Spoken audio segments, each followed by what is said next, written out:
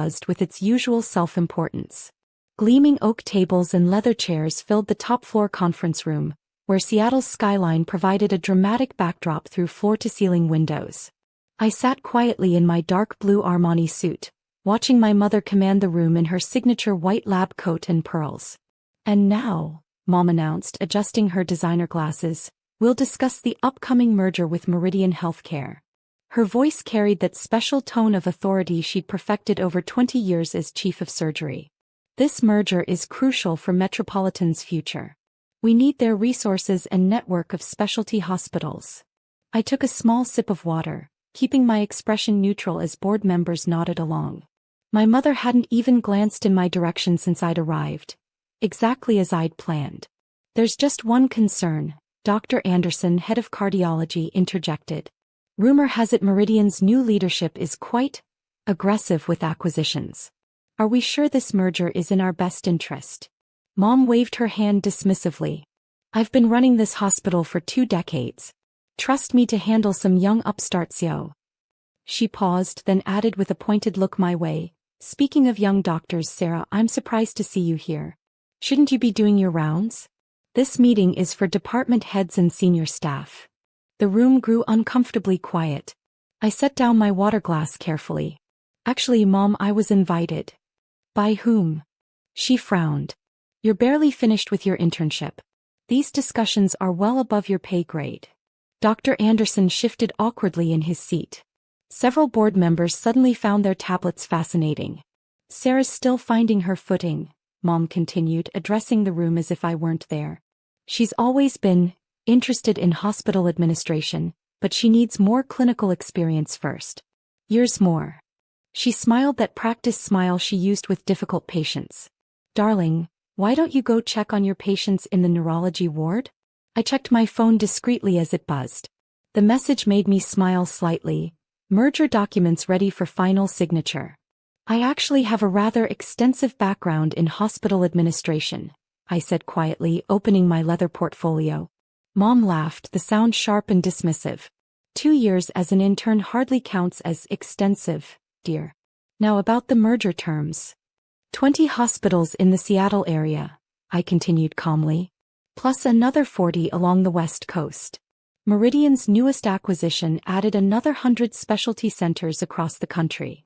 "Sarah," Mom's voice held a warning note. "This isn't the time for." "The total network now includes 300 hospitals," I said, my voice carrying clearly across the room, "making it the largest private healthcare network in the country." "That's enough," Mom snapped. "Just because you read some articles." "I didn't read articles, Mom." I pulled out a thick folder of documents. "I wrote the merger proposal." Her coffee cup froze halfway to her lips. "What are you talking about?" "Perhaps we should formally begin the merger discussion," I said, standing slowly. "As Chief of Neurosurgery and CEO of Meridian Healthcare, I believe I'm qualified to lead this portion of the meeting." The coffee cup slipped from Mom's fingers, shattering against the polished table. Dark liquid spread across the surface as she stared at me, face draining of color. That's impossible," she whispered. "You're just an intern." "I completed my residency 3 years ago," I said quietly, "while running Meridian. The internship here was to evaluate Metropolitan's operations personally before the merger." I turned to address the board. "Now, shall we discuss the future of your hospital?" "Pie hospital," Mom interrupted, voice shaking. "I built Metropolitan from nothing. 20 years of 18% profit margin," I said. "Declining patient satisfaction scores. 3 malpractice suits pending. Outdated equipment in radiology." I met her eyes steadily. "Would you like me to continue, Dr. Harrison? Or shall we discuss how Meridian plans to modernize Metropolitan's operations?" The room sat in stunned silence. Outside the windows, Seattle's afternoon sun caught the steel and glass of the buildings I now owned. Mom's coffee continued to drip slowly onto the floor, each drop marking the seconds as her carefully constructed reality crumbled. My phone buzzed again, merger announcement scheduled for tomorrow morning. I smiled slightly, remembering all the times Mom had told me I wasn't ready for leadership. All the dismissive comments about my lack of experience. The constant reminders that I was just an intern. Now then, I said, taking my mother's place at the head of the table. Let's talk about Metropolitan's future under Meridian Healthcare's direction. I believe you'll find our terms both fair and non-negotiable. The boardroom's tension could have been cut with a scalpel. Mom's hands trembled as she gripped the merger documents, her eyes darting between the Meridian Healthcare logo and my signature. Dr. Sarah Mitchell, Chief Executive Officer. 3 years, she whispered. You've been running Meridian for 3 years? 5 actually, I corrected, pulling up the quarterly reports on the room's main screen. I founded it with my inheritance from Grandma. The money you told me to invest wisely in a small practice. I bought my first failing hospital in Portland, turned it around in 6 months, and used the profits to acquire 3 more.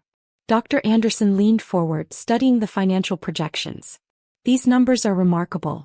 A 40% increase in efficiency across all departments. AI-driven scheduling, upgraded imaging equipment, and streamlined emergency protocols, I explained. The same systems we'll be implementing here at Metropolitan. I paused, looking directly at my mother. Unless, of course, you'd prefer to decline the merger. Mom's face flushed. You can't just walk in here and... Your hospital is losing money, Mom, I cut in softly. $3 million last quarter alone. Your emergency room wait times are twice the national average. Your surgical equipment is outdated. And your best doctors are being poached by better-funded hospitals. The board members shifted uncomfortably. They knew I was right. I gave you everything, Mom's voice cracked. The best schools, the best opportunities. You gave me criticism, I corrected. Constant reminders that I wasn't good enough. Remember last Christmas? When you told everyone I was hiding in my internship because I couldn't handle real responsibility? The memory hung between us. I'd sat silently through that dinner, knowing that across town, my company was finalizing the purchase of its 100th hospital. While you were questioning my abilities, I continued, I was revolutionizing patient care systems across the country. Remember those unnecessary coding classes you mocked? I used that knowledge to develop Meridian's proprietary hospital management software. It's now licensed to every major healthcare network in North America. The door opened and my assistant entered, tablet in hand. Dr. Mitchell, the press release is ready. And the Wall Street Journal is requesting an exclusive on the merger announcement. Mom's head snapped up. Press release. I nodded. Metropolitan will become Meridian's flagship teaching hospital. We're announcing a $500 million renovation, including a new trauma center and research facility. I smiled slightly. Congratulations, Mom. Your hospital is about to become the most advanced medical facility on the West Coast. Under your leadership, she said quietly. Under better leadership, I corrected. You'll retain your position as chief of surgery. You're an excellent surgeon, Mom.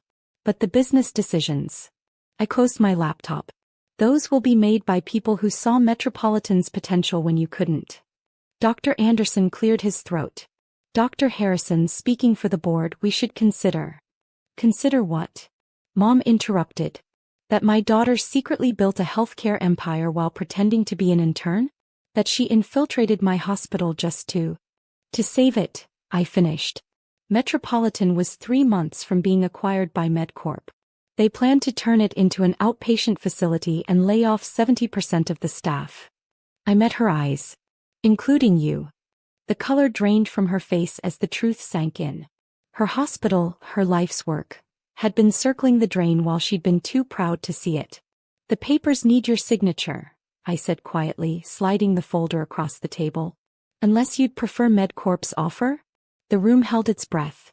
Outside, Seattle's afternoon had turned to dusk, the city lights beginning to twinkle. Mom stared at the documents, 20 years of authority and certainty crumbling around her. Finally, she picked up her pen. Just tell me one thing, she said, hand poised over the signature line. All those times I dismissed you, criticized you, were you ever going to tell me the truth? I thought about the lonely nights building Meridian, the missed family dinners because I was closing acquisitions, the quiet pride I'd swallowed at every dismissive comment. I tried, Mom, I said softly. You just never listened. The pen scratched across paper, transferring power with a single signature. Metropolitan General was now part of my empire. Mom stood slowly, straightening her lab coat one last time. Well then, Dr. Mitchell, she said formally. I look forward to working under your leadership. As she walked out, shoulders stiff with wounded pride, I looked at the empire I'd built from her doubts. Sometimes the best revenge isn't served cold. It's served with a multi-million-dollar merger and a corner office view. The news of Metropolitan's merger with Meridian Healthcare exploded across Seattle's medical community like a carefully planted bomb. By morning, my face was splashed across every major business publication. Healthcare's hidden billionaire, the intern who built an empire. I stood in my new office, previously the hospital's executive suite, watching the sunrise paint the city gold. The Wall Street Journal lay open on my desk. At 32, Dr. Sarah Mitchell transforms Metropolitan into West Coast's premier medical center. A knock at the door interrupted my thoughts. Come in. Mom entered, looking smaller somehow in her surgical scrubs. The past 24 hours had stripped away her armor of authority, leaving something raw and uncertain behind. The board approved all your proposals, she said, placing a folder on my desk. The renovation plans, the new trauma center. Everything. Thank you. I turned from the window. The contractors start next week. We'll begin with the emergency department. She nodded, fingers tracing the edge of my nameplate. Dear Sarah Mitchell, Meridian Healthcare. The residents are calling you the ghost CEO. They can't believe their intern was actually running 300 hospitals. 301 now, I corrected gently. How are you handling the transition? Mom's laugh held a bitter edge. You mean how am I handling working for my daughter? The one I've been lecturing about real responsibility for years. She sank into one of the leather chairs. I spent the night reading about Meridian. Your innovative patient care protocols, the AI diagnostic systems, the medical research funding. She looked up at me. Why didn't you ever tell me? I sat across from her. Would you have believed me or just called it another dream? Silence hung heavy. The board meets in an hour, I said. Reports already in your system, Mom replied, then softly, your paper on neurosurgery was brilliant. I learned from you, I said. I just used it differently. My phone buzzed with a new deal. Mom saw it and sighed. I thought I was pushing you. I didn't see you were already there. Metropolitan's secure now, I said. Your legacy is safe. We'll build bigger. She stood. Should I report to you after the meeting? Report to Dr. Anderson. I trust you. At the door she paused. That Christmas when I said you hid from responsibility. I was wrong. I watched her leave, head high. Outside, crews started construction on the new hospital. Another buzz. The press wanted a statement. I straightened my jacket, Seattle shining in the glass. Send them up, I said. The doors opened to waiting